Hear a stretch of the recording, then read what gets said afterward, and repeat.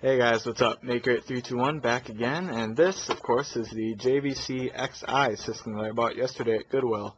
And sure most of you saw that video. And after reading your guys' comments and doing a little research about it today, I realized that a lot of you might not know much about the system, because it is relatively rare and obscure.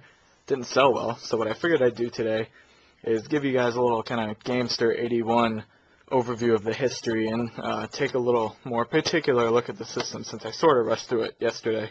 So to understand this system, you have to know about its predecessor, which was released only in Japan, called the Wonder Mega. And it was a machine made by JVC and Sega, because JVC made these sound chips for the original Sega CD.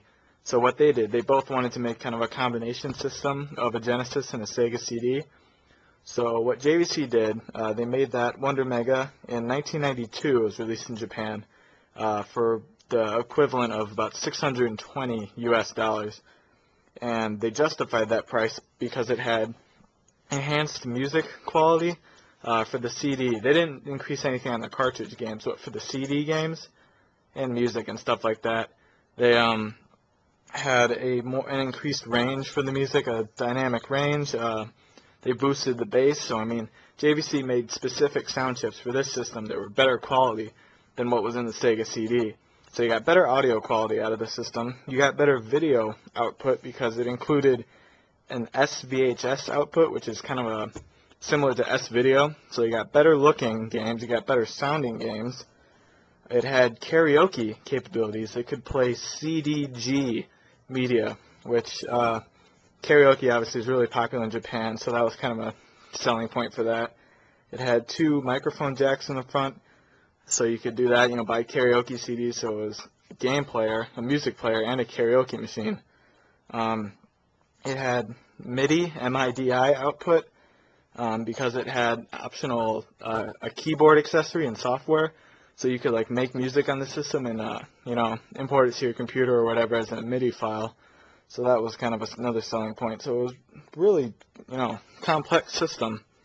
And if you guys are familiar with the game Wonder Dog for Sega CD, that was kind of the unofficial, that was the intended mascot, I guess, of the whole system. So obviously that, oh, and also Sega and JVC both released the Wonder Mega under their names, because Sega kind of focused their marketing on the toys and games department, while JVC sold it in kind of the higher-end electronics, outlets. So they were both pretty much the same system, just different names. There wasn't much demand for it. I guess the casual kind of gaming audience didn't really see a need for all this extra stuff, and the price obviously was a lot, so it didn't sell well. So what they did was they redesigned it, and what you're looking at here is an American version of that redesign.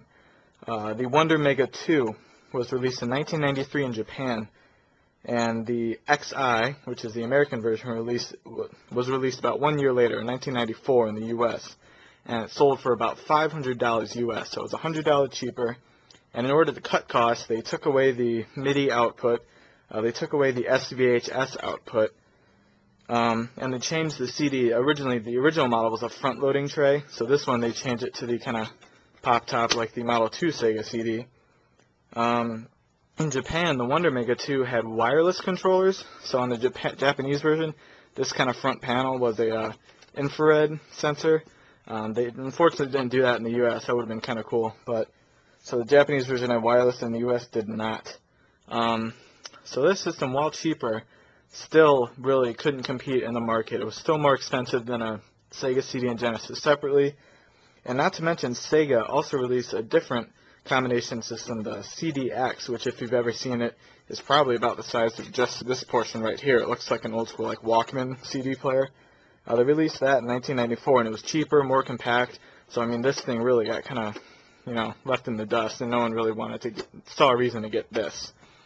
But yeah, so that's a little about the history of the system. I figured I'd show you guys just a little comparison here. Comparison shot of a Sega CD and Genesis combo next to the JVC. So obviously, some of the benefits, the size obviously is a lot smaller. This only uses 1 power supply as opposed to this combo, which needs 2 power supplies. So that's definitely a bonus. This also is compatible with the 32X if you so desire. Obviously, a problem being, though, is that this part cuts off the CD thing, so you can't open the CD tray where this is plugged in. So if you're playing a CD game, you got to take this out. You switch the video outputs and stuff, so that's kind of a pain. But yeah, take a little more specific look at the system here. You got your two controller ports on the front. Like I said, that was the infrared port on the Japanese version. Your power and reset buttons right there. Your cartridge slot. The CD tray. You got a power light and an access light. If you look on the side, this one also, when it was new in box, it came with a microphone. So you see that right there is the microphone input with volume. There's a headphone jack right there. So this one still does the CDG media and lets you, karaoke or whatever. So let's see the back. We got your standard kind of plugs right there. And it's also got an RF option in the middle there. It's kind of a weird placement. And you can sort of see, too, I noticed this when I looked at it. This portion right here looks like there should be something there. But, I mean, then there's a little sticker, and this sort of looks kind of like just cut out, like someone modded it. But my guess is this was originally like where the S-video would be. And so they had to kind of rearrange it when they redid it. So it looks kind of, rushed or whatever. And there's the power jack. It uses the same thing as a Model 2 Genesis, but I think the actual voltage is like 9.5 volt or something like that. But Model 2 Genesis power adapter works for that. So yeah, I'm hoping that gave you guys a little more specific look at the system. It's really cool. I mean, I'm really satisfied with it. Looking at the research today, it was really, really interesting stuff. So hopefully that answered some of you guys' questions about it. But yeah, for now, this is NateGrit321. Actually, I figured I'd show you guys the BIOS kind of startup screen for the CD games in case you're interested. There's nothing different about playing the cartridge games. It's the same as the Genesis, but the CD unit has a little bit of a unique startup. So put in Soul Feast there for my Sega CD.